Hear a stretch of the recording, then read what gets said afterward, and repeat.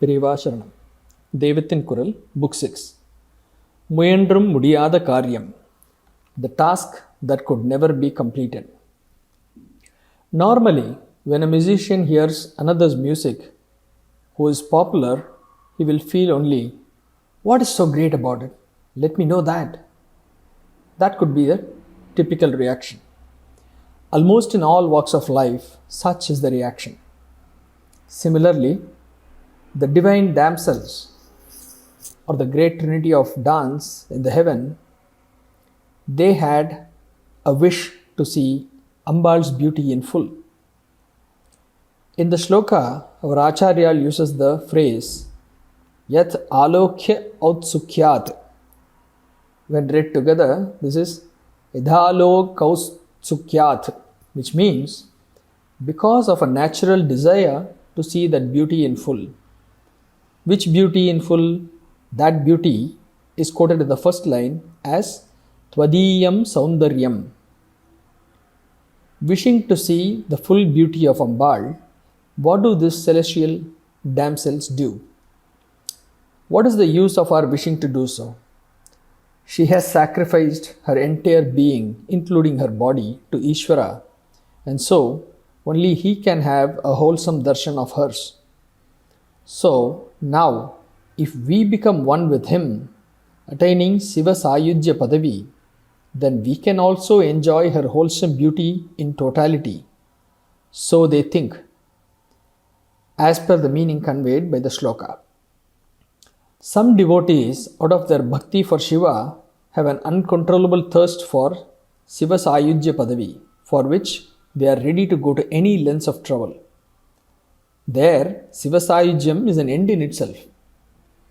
Such a great status these celestial damsels wish to have, not as an end in itself, but more as a means for viewing the complete beauty of Ambal.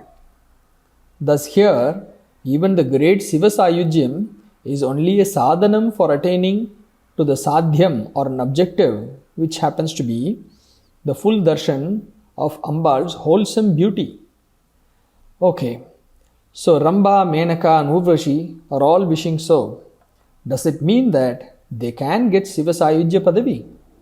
Is it something that can be obtained like, say, 2 kilos of potato or something from the corner shop? That is what is mentioned as Tapobihi Dushprapam Api, which is impossible even after much tapasya.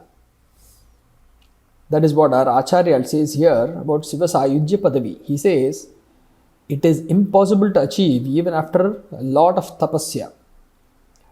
Now, normally, these celestial damsels are given a job of distracting rishis or sages who are deeply in penance and austerity, as we have seen in the case of sage Vishwamitra.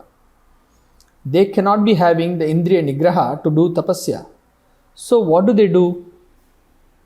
How do they manage this? Okay, is there any limit to our imagination? We can have any amount of aspirations. What cannot you do by building forts mentally?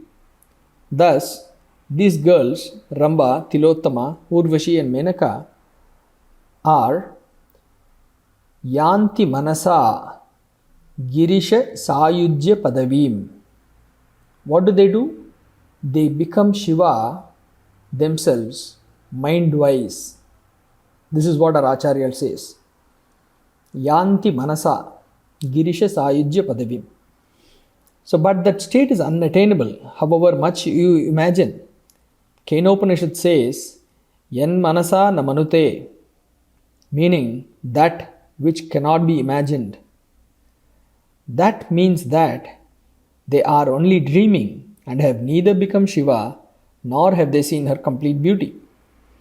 When in the first half of the shloka it is said that to the extent they know, they are trying to find comparison and parallels using all their imagination, what does it mean except that they are unable to do so, isn't it?